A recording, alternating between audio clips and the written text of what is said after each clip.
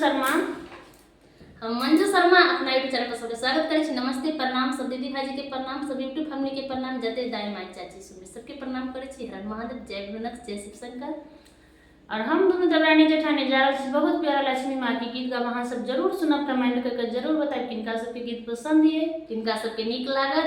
सब हम तो लक्ष्मी माँ से दुआ करबे सब कोई स्वस्थ मस्त रहो, हंसत खिलखिलाइत रहो और सबके घर में लक्ष्मी माँ आवे, सबके खुशी मनावे, सबके बहुत प्यारा से लक्ष्मी माँ के गीत गाबे जा रहल छी। अहाँ सब जरूर सुनब, जरूर कमेंट करब आ गीत के बोल जरूर लिखब नीक अहाँ सबके लागल कि नहीं लागल।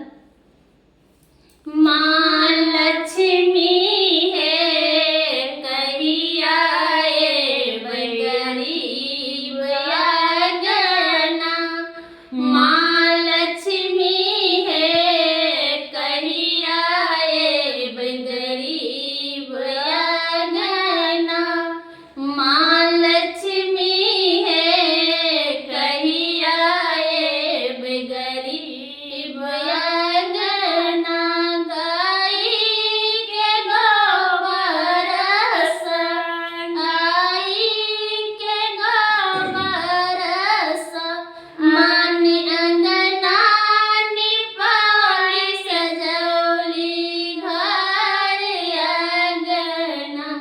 सजौली घर आंगना, माँ लक्ष्मी है कहिया एबै गरीब आंगना, माँ लक्ष्मी है कहिया एबै गरीब आंगना, चनना के आसन माहे, चनना के आसन माहे, आही लाल गेल सजेलो घर आंगना, सजे